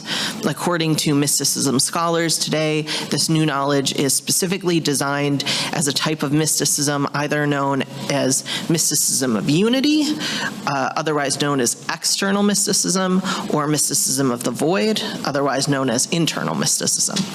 So the idea for many is that mystical experience always either boils down to being something that is about connectivity or nothingness, and nothingness in like a death of ego kind of way. But like everything, we're going to complicate that. And instead of thinking about mystical experience as being either unitive or void, it's both of these things paradoxically. It's only after an experience is over that someone decides whether to categorize it as that extrovertive or introvertive mysticism. And it's a matter of someone's own upbringing and values that pushes someone to decide to put it in words, which we know is difficult, in that way itself. The next characteristic is transiency, which is in the way that an experience moves through time. For James, this is a fast, fleeting, and imperfectly contained experience in the memory. The inability for this experience to be remembered in fullness and perpetuity is another impossibility, as these experiences are so difficult to remember. But when James says that they are fast, he's not really talking about how quick they're happening, but how odd and ambiguous time might feel very fast and yet have been a long time, or have been a long time, and back and forth on this. So when James says that they're not fast, it's not so much the moment of experience, but rather the ways that the hours of a mystical experience can actually be minutes or seconds. For James, the largest piece of this is passivity, and so this means that there's a connection to something larger than yourself. Maybe that's flow, maybe that is mystical experience in other ways. Material culture, I'm like blown away by this panel, so I'm so excited that these things are connected so much. But whether it's God or nature or the universe or some other aspect of a divinity for people, that's not really defined, and it doesn't need to be. In other words, for James' writings, he thinks about God, but for us it could be the music or the movement or the experience itself. It doesn't have to be something religious, it can be something sacred. The other aspect here that we add in is Martin Buber's understanding of the dialectic. This just means that the mystical experience that you are having is acting on something else as well. So that's the part that I lose people at. But I hope that the idea is that your experience acts back on the universe just as the universe is acting on you. There's a give and take here.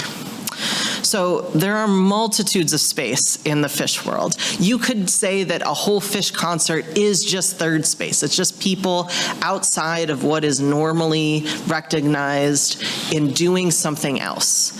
And some of these experiences we know really well, and some are less known. So I'm going to look at really individual moments of third space in Phish. I find that I'm considering third space is like an exemplifying the idea of space as people inhabit it, but ultimately there are folks that feel more connected and more isolated during these spaces. So great example is, of course, dancing at a Phish show. When you are surrounded by others and yet you are feeling completely one in yourself. The space of dancing becomes a third space. Someone dances in a way that feels completely good to them, not showing off for anyone else sometimes. The moment sometimes feels like themselves and is connected to the understandings of the mystical at the same time, that unitive and void. In this moment, people are connected and separate paradoxically from themselves and others, surrounded by others, but feeling fully themselves and alone in like a nothingness kind of way. In this way, we are describing an experience of the mysticism within third space, and of course, a Western context. People mostly talk about being connected to the others around them, but there's also this lurking feeling or idea of isolation in these moments as well that surround a person. So I had many moments of feeling connected to authenticity through third space when I engaged in Phish in 2018. I was lucky enough to go to the Gorge to experience the concerts, and I went to Las Vegas Run for Halloween that year. When I was at the concerts, I felt overwhelmed by the way that the crowd turned into a liminal space where people were experiencing the affect of the music along with beautiful light shows, which I think are still my favorite part of the Phish show. But there are other moments of third space as well. Walking around the shakedown, meeting artists and fans, that's where building community when you're around talking to other artists and creators. The glow of watching someone making something is also a kind of third space. Or flow. Lots of interchangeable words here, I think. I was lucky to get to meet many Phish fans, artists that were in this place that were talking about their experiences of the shows.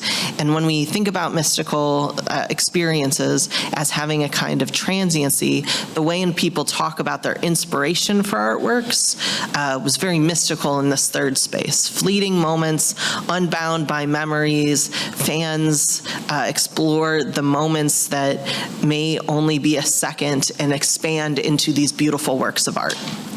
At the summer colloquium held at the Gorge in 2018, which I know isn't really the first Phish conference, but did feel like the first Phish conference to me, lots of academics and thinkers emerged to discuss their interests in Phish, as it was a magical moment watching people get lost in their favorite experiences, like their favorite ideas. And so that is also kind of an act of third space.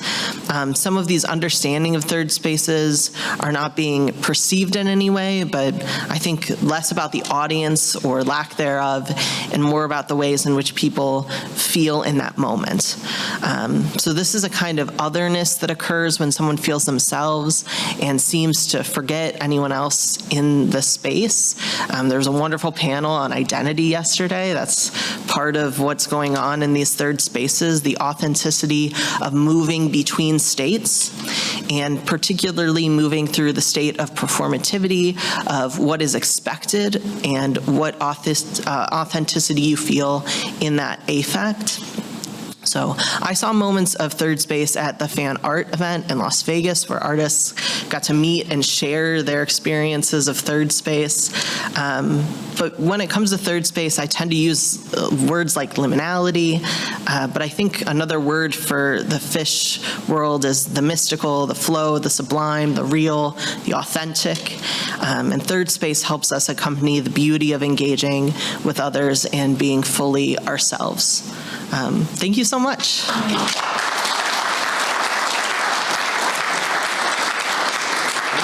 Thank you, Sho. That's great. Does anyone have a comment for Sho first, before I open it up for questions for everybody? Okay, we can come back to it. I'm sure we'll all be talking about the same thing, right? In some ways. All right, so burning questions for anybody? Come on up. I'll just trust you all to self-regulate this because I've got to self-regulate myself. Hi, thank you much. So thank you so much. Those were all amazing and so varied, but that perfectly demonstrates, I think, the beauty of the different ways we have of connecting with Phish. But I wanted to ask a question about the sit-ins. I know kind of you were oriented towards Phish sit-ins with other bands, but you did mention MMW sit-in with Phish. I was wondering if you could talk a little bit about the fact that in 1.0 we were treated to a lot of amazing sit-ins with the band. Not so much these days. Could you talk a little bit about what you think are the factors that played into that, as well as maybe a little bit more about the factors that played into the break in the other direction as well?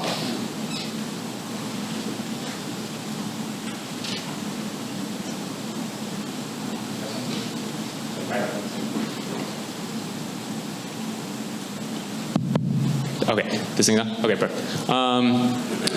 Well, like I said before, I'm a 3.0. I will identify there. And so a lot of this is kind of learning the history and whatnot, but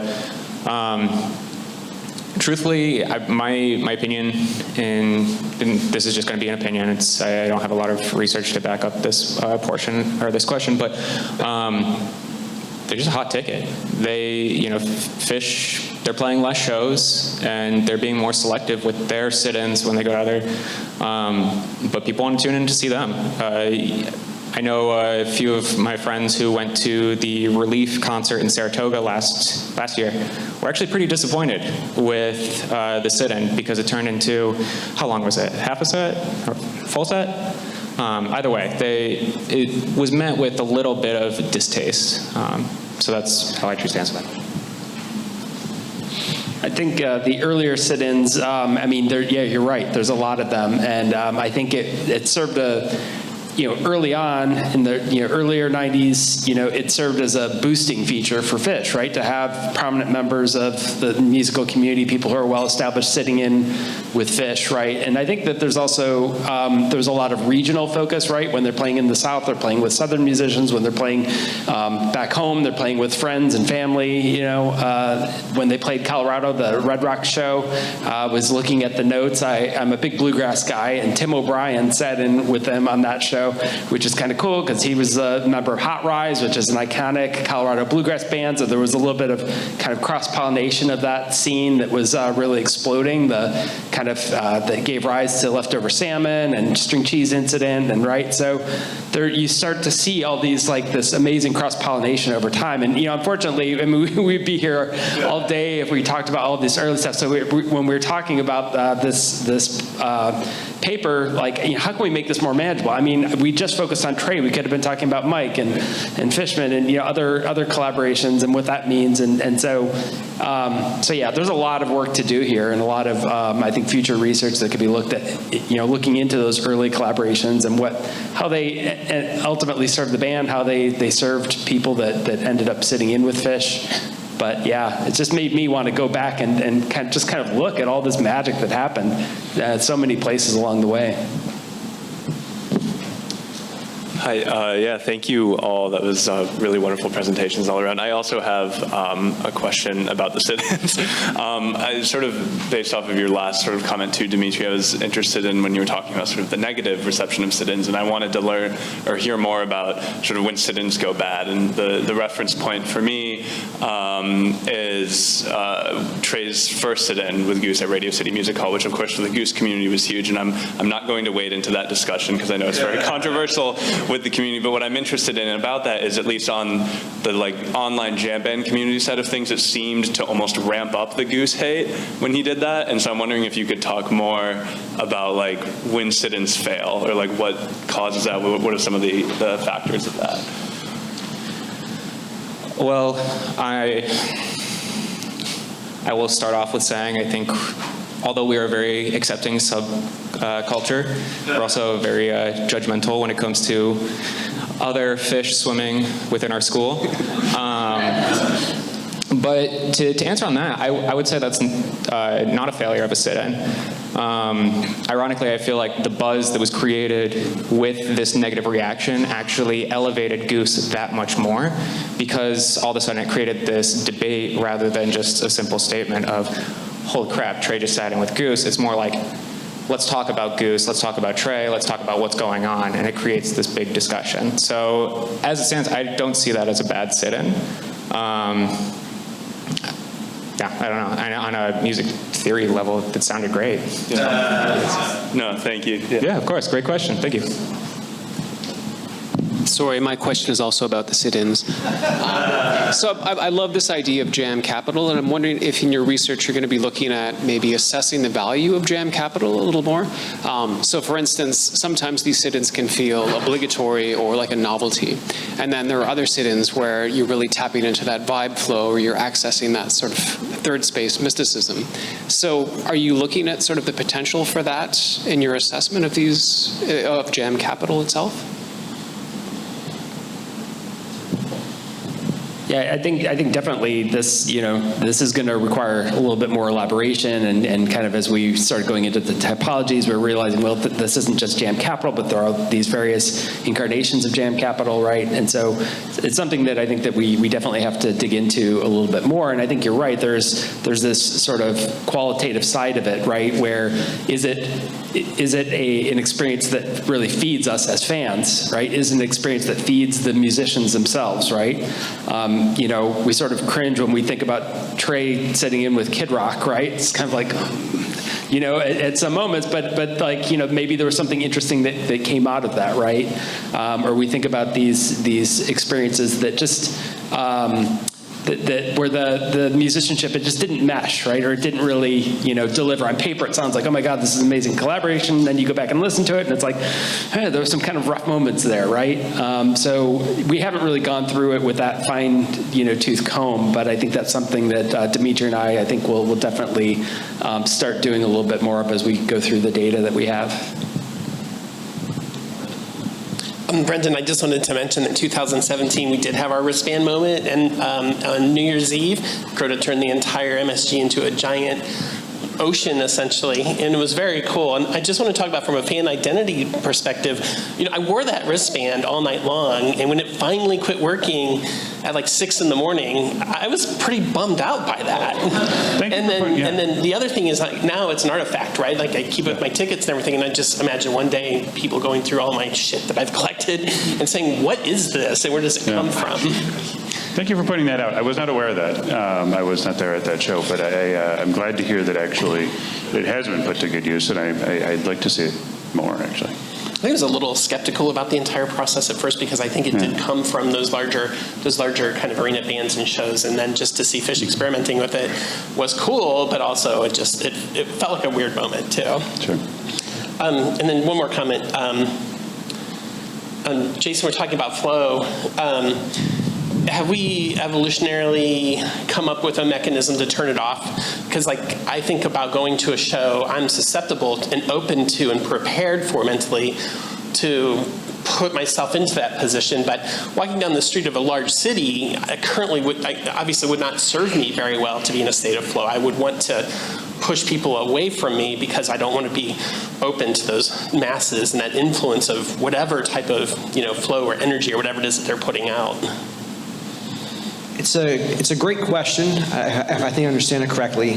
And so are you asking, is it possible to regulate and modulate the vibe flow? Yeah, and I just wonder if we've just evolved over time because there's so many people on the planet that maybe that's a protection that we've created? Sure, that makes a lot of sense. I guess it's an issue of how do we learn how to turn it on and off when we want to or need to. In my ideal version of the future, it's the idea that we can all vibe flow all the time, right? But of course, that brings up a whole kind of politics, which I was getting at in my presentation. Evolutionary speaking, though, I don't know, I can't answer that question. It would make sense, though, that if we come from the primordial soup and we merge into these beings, at some point you have to develop mechanisms to be able to navigate the rest of the universe. So I would assume so. Yes, the quick answer is yes, right? But it's a good question. I'll think more about it, though. It's a really good question. And thanks for your comments. Yeah. My question's for Brendan. In looking at Taylor Swift culture and Phish culture, it seems that a lot of the excitement that could cause crossover is the surprise song set, which creates unpredictability every night and excitement. And did you find that all that talking with did you talk with people at all about how that would play into their excitement and cross pollination between fan bases? Yeah, the surprise set is a real thing, and it's so small and contained right now, but it was a major focus. I think it had a disproportionate amount of discussion around that relative to other aspects of the show, and that started feeling a lot like what I've seen in other fan communities, for sure. So I think that's a great point. Yeah. I also think that there was a similar amount of speculation when you had a new album come out at the same time as the European leg of a tour begins, and what's this going to do, right? What are we going to do? There's a new era, what do we do, right? And what we could see is that there was actually a design to that the changes that were then made actually had been in place, they'd been decided something like 7 or 8 months prior, right? So there is and that might be a difference too. One senses with Phish that there's a very, I wouldn't say arbitrary, but improvisational, sort of serendipitous approach to set design and that kind of thing. And that's much less so in Taylor Swift. And that's a major difference between the acts, right? I think we should distinguish between comparing the actual musical acts and then comparing the crowds and the scene and the following. And the acts, I think part of one thing I could have probably articulated a little bit more specifically there is that the acts can be really different, and even the demographics of the audiences can be really different and still have a whole lot of commonalities between them, which is cool. So, thank you. I have a quick comment that ties together a couple of these things. I think I'm going to focus on the notion of the sit-ins and the failed citizens, supposed failure, right? So the Goose and Trey thing. When people hate on those sit-ins, they're locating the problem in the sit-in and failing to realize that it's there, and we can link this to the flow vibe, right? So people who hate on that sit-in presume that the problem is in them having collaborated, right? Without being self-reflexive about, well, wait a second. Why do I hate? Where is my position? What is my criteria that I'm bringing to bear? My sensibility, my vibe, my inability to surrender to that particular flow, right? That's what creates the problem, not the sit-in itself, right? So it's particular subjectivities not being very flowy, we might say, hating on Phish.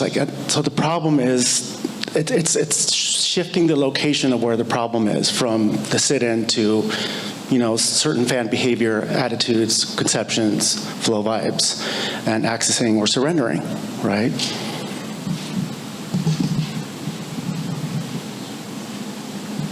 Hi, I have one more question about Thirdspace. I was wondering if we could talk about about how the Thirdspace experience can inform our experience of the other two spaces in everyday life. Yeah, so I think Thirdspace is so interesting as a concept and ties into all of this, because where are the artists having third spaces when they're doing a sit-in? And when is the third space somewhere that you are starting your flow? But when you're thinking about your perceived space, or the space that we just exist in, what feels like just every day, and the conceived space, which is all of the things that you are thinking about in your everyday moments, third space gets to be both of those things at the same time, with this added authenticity of yourself, right? You're not performing for anyone, you are feeling in your own skin in a way that you might not in other ways. And that's why I find Thirdspace so interesting, especially thinking about Edward Soja's work in Los Angeles, and thinking about marginalized communities, because it allows a type of existing that wouldn't otherwise get to happen, because of the way that normative values play out on individuals in those perceived and conceived spaces. And so, I don't know, I know Thirdspace, it's very intangible on purpose, and I appreciate you all bearing with me to think about it today, because I think it does really play into Phish concerts a lot, in the spaces that you're in, where you get to have really special moments and actually locate yourself. Is this outside of what you would get in your everyday life?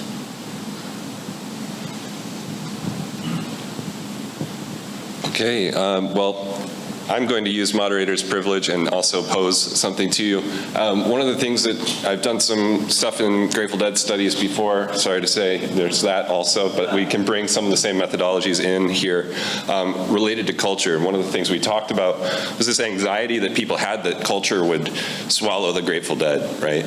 But the actuality is it's the Grateful Dead swallowing culture, right? So when we're thinking about this material production, or we're thinking about a countercultural politics, right? What are we doing to create that swallowing, right? Like this fish swallowing what should be the smaller fish, which is the shitty society we live in, right? So that's kind of my question for all of you.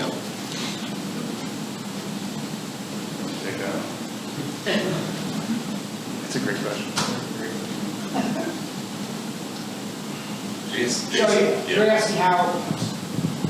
So are you asking how we as individuals, or as a community, or as a subculture might challenge the dominant culture? I'm saying like us, right? Like right now, reflexively again.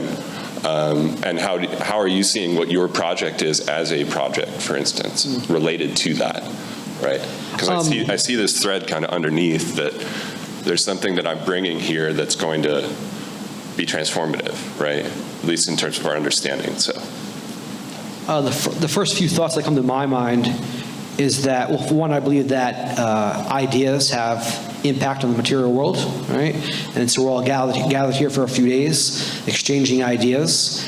And I would say the ideas that we're exchanging are at least not mainstream academic discussions, right, in terms of the topics that we're discussing.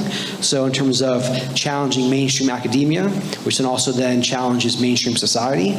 Now, I'm not saying that this is all revolutionary here, but there are moments and opportunities to create spaces and challenges that do change the wider world, right? So then we have these conversations, we go out back to our home states or home schools or whatever it is, we're transformed, and then our behaviors are transformed that transform other people. So it's kind of a mimesis effect, if that makes sense. I'd like to take a crack at this just a little bit. And in this, that the only reason that Thirdspace is interesting is because we don't get to exist in it all the time. The only thing about Thirdspace that is cool is that you are mostly living in a time and a place where being authentically yourself, for many of us, for many different reasons, doesn't get to happen. And so if we lived in a world where Thirdspace was just happening all the time, we wouldn't call it Thirdspace, it would just be space, right? And I am just finishing, I'm writing a dissertation right now. Don't do it, I don't recommend it. But I've just been writing about Foucault for a really long time, and it's great, but it's a lot. But I was gonna say, this idea that like we're being surveilled all the time, that makes it difficult for Thirdspace to happen. And this idea that when you are watching each other and surveilling each other with your same cultural norms, it's difficult to feel yourself. And so I love the idea of these spaces happening because, I mean, what a surveillance, sitting up at a panel and having a whole bunch of people watch you try to articulate things that are hard to articulate. And at the same time, we are changing cultural norms because of that, those conversations. And I think something that I've really enjoyed about this conference that doesn't happen at a lot of conferences is that you all are participating in in-depth ways and having comments and cultural things that you are bringing up to have more of a conversation that happens at a typical conference, right? So this is, I mean, an amazing space, so keep doing it. Do more Phish Studies conferences. Yeah, I'm just going to piggyback right off that point.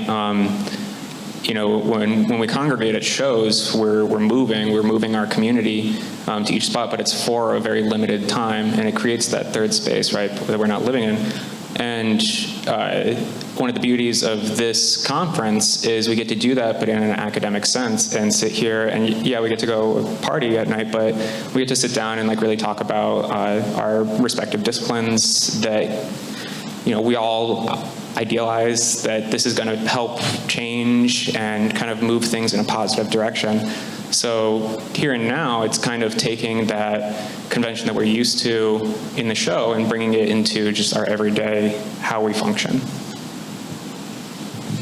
Yeah, I would just say very simply, at least with respect to my project, at its core is a recognition of commonality and similarity, and anytime you can do that in today's world is usually a good thing. I guess I just want to say that I think that there's revolutionary potential. I mean, just the fact that we've all gathered here because of these experiences that we've had, these transformational experiences that we've had at shows, this experimentation that we've done in Thirdspaces, right? It has a power to it, right? And that power is enduring, even though it's episodic and transitory. You know, it sticks with us in important ways. And I don't think that we would be as passionate about this band if it wouldn't have been for those experiences and that potential that we see. And that potential is amorphous, right? We don't know, like, will this lead to revolution? Will this lead to change? Will this lead to the overthrow of the way that we've always done things?